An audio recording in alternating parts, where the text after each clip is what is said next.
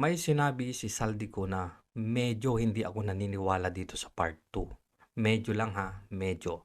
Ipapaliwanag ko yan as we go with the video. Pero, ang maliwanag dito, tapos na. Ito na yung ebidensya. Naglabas ng ebidensya si Saldico. At ang isang bombshell, pasabog, corroborated na yung sinabi ni Gutesa. So, 'di ba? Ang sabi nila, lalong-lalo na itong si Lacson, kung saan tayo dalhin ng ebidensya doon tayo. Tapos question pa yung kay Gutesa dahil wala naman daw corroborative na mga ebidensya. Siya lang daw yung nagsasabi. Paano ba to? Yung sinasabi ninyong utak ng malawakang korupsyon sa flood control projects, kinorroborate yung sinabi ni Gutesa. So tapos na. Ito yung hinahanap ninyo, di ba? Tapos na. O sige, pakinggan natin to. Again, I informed the Speaker and asked clearance about the instructions ng Pangulo. At ang sabi niya, wala tayong magagawa. Kaya po nagtataka ako kung bakit sinasabi ni Pangulo na hindi niya makilala ang budget, samantalang lahat na binawas at dinagdag sa mga ahensya ng gobyerno ay humihingi ng approval sa kanya si Sec. Mina Pangandaman. Pucha.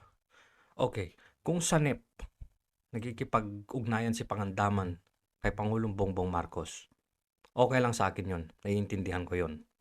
Kasi kailangan naman talaga nilang mag-coordinate para sa NEP.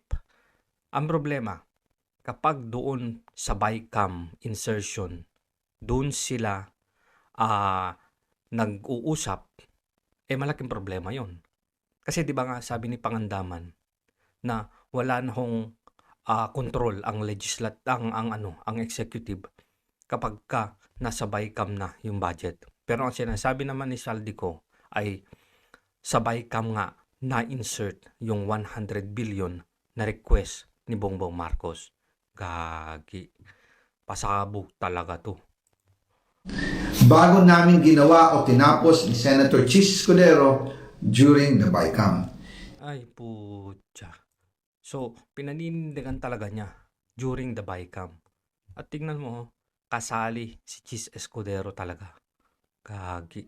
Sinabi pa ni Sec. Mina, everything is cleared with the President. Basta importante, pasok ang pondo na request ng Pangulo. Anak ng tinapa. Yun yung priority. Yung 100 billion na gustong ipasok ni Bongbong Marcos.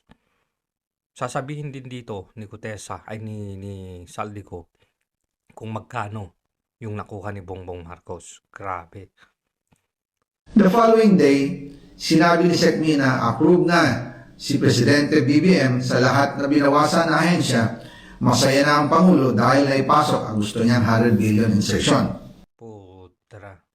So baka ito yung sa halip na bigyan yung PhilHealth, bawasan, gawing zero. Sana hindi ako nagkakamali, no? Di ba 2025 yung kinuha yung yung PhilHealth budget, al-it. Wala pong perang napunta sa akin. Lahat po ng insert. Dito naman ako medyo nagdududa kay Saldico. Wala daw siyang nakuha sa insertion na 100 billion. Medyo hindi ako naniniwala kasi ikaw yung ginamit para mag-insert at wala ka man lang nakuha, wala ka man lang napakinabangan doon sa kickback. Pero sa isang banda, kung yung 100 billion na yon ay marami ang nakuha ng kanyang kumpanya, Sunwest, Hightone, baka dun siya tumaga. Marami ang nagsasabi na hindi. Sinasabi niya na, at nung abogado niya na nag-divest naman na si Saldico. So wala na siyang pakialam dyan. Wala na siyang pakinabang sa mga kumpanya na yan. Pero wag nating lokohin ang mga Pilipino. Yung divest na yan, sa papel lang yan. Sa kanya pa rin yun. So, again, Dito hindi ako masyadong naniniwala kay Saldico. Medyo lang ha. Kasi baka naman totoo na wala talaga siyang napakinabangan doon sa kickback. Pero doon naman sa mga proyekto siya kumita. Di ba nga may mga issue ng ghost project, yung Highton, tsaka yung Sunwest na yan at mga substandards. Baka, ay hindi lang baka, doon talaga tinaga para kumita din si Saldico. na punta sa ating Pangulo at Speaker Martin Romualdez. Gagi. So ibig sabihin yung sinasabi ni Gutesa na delivery, hindi lang pala kay Martin Romualdez yun, para din sa Pangulo yun. My God. Ako lang at ang aking mga tao, sila Paul Estrada, Marty Sight, at ang aking mga security ang nag-deliver papunta sa bahay nila Pangulong Bongbong Marcos. Patay. Yung dalawang taong binabanggit ni Gutesa na si Mark at saka si Paul, hindi lang pala sila. Pati pala si Saldico, nagde-deliver din. Itong si Gutesa nagde-deliver sa bahay ni Martin Romualdez. Pero siya at yung dalawang taong binabanggit ni Gutesa, sila pala yung nag-deliver doon sa bahay ni Pangulong Bongbong Marcos. So first hand to ha. First hand information na to, hindi na to chismis. Tatlo sila, si Mark, Paul, tsaka si Saldico, sila yung nag-deliver doon sa bahay ni Pangulong Bongbong Marcos. Oh my God. Oh my God. So parang from the bahay of Saldico, yung dineliveran pala ni Gutesa, hindi, sige, parang may mali eh. Kasi si Gutesa sabi niya sa bahay ni Martin Romualdez. Tapos si Saldico naman, sila yung nag-deliver sa bahay ni Pangulong Bongbong Marcos. Parang, teka lang. Kailangan nating pag-aralan to, ha? At Speaker Martin Romualdez sa North Forbes Park, South Forbes Park hanggang sa Malacanang. Pucha. Papunta pa ng Malacanang. So baka ganito.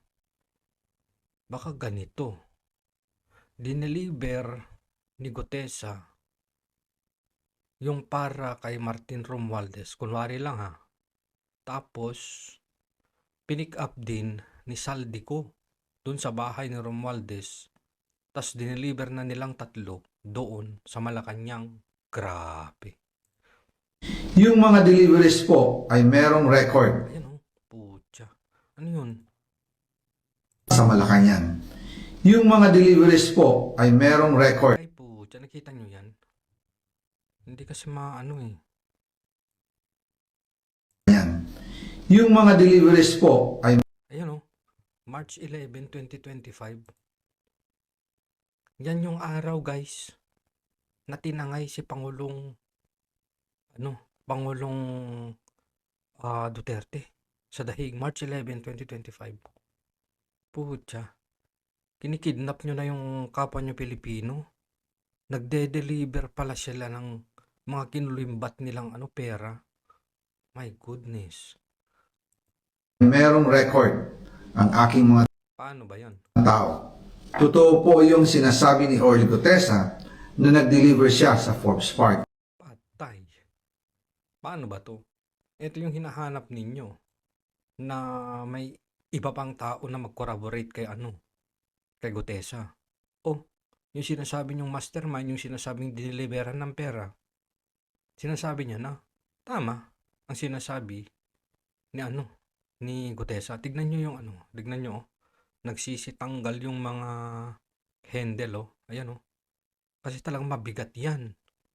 Kung yung sinasabi ni Gutesa na nasa 50 million yung isang maleta, mabigat bumibigay yung mga maleta. Tignan niyo itong pula. Grabe na to. Totoo din po ang sinasabi ni Orly Gutesa na nag-deliver siya sa Malacanang Pucha, nung siya ay nasa Senado dami para mapatunayan ang mga litrato na deliveries ay ilalabas ko po together with this video. Patay. Dami. Uy, iba-iba tong botos ha. 1 billion. Ay, putya. Wow. Grabe.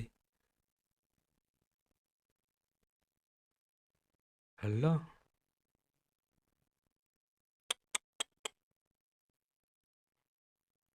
After po ng approval ng budget sa General Appropriations Act of 2025, nagtanong po ako sa DPWH kung magkano ang kailangan na ibigay sa Office of the President o ang SOP na bigayan. Ang sinagot sa akin ay 25%. Ay, putya, 100 billion. Magkano yun? 25 billion? Ang ibig sabihin nito, 25% ng 100 billion ang SOP na kailangan ibigay kay BBM mismo. Putya. 25. Ha, hirap-hirap isipin nito, guys. Pangulo ng Pilipinas, yung kurakot. May ebidensya, ha? Hindi ito sabi-sabi. Kompleto pictures, eh. In total, 25 billion ang napunta kay Pangulong Bongbong Marcos. Nang tinapa naman yan. Kaya ngayon ay hinahamon ko si Ombudsman Remulla kung seryoso talaga siya sa mga sinasabi niya sa kanyang press release na idadamay niya pati si Martin Romales kung magbibigay ako ng ebidensya. Oh, paano ba yan? Paano ba yung Boeing? Una, naglabas siya ng ebidensya.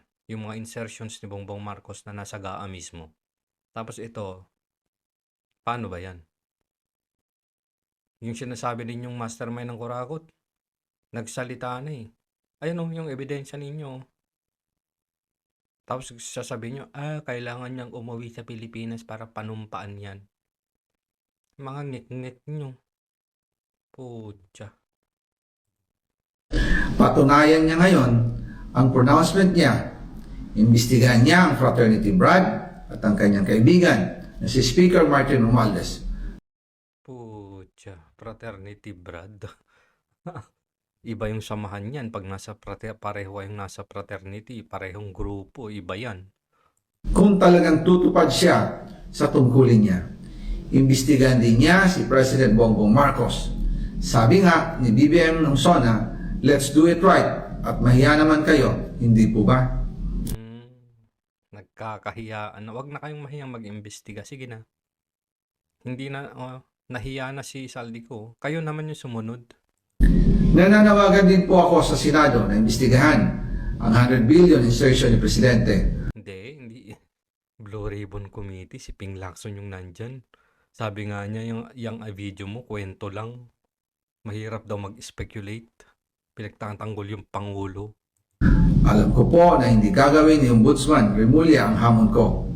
Pero magaling ang Senado sa investigasyon at ako ay naniniwala na dahil sa kanila, lalabas ang katotohanan.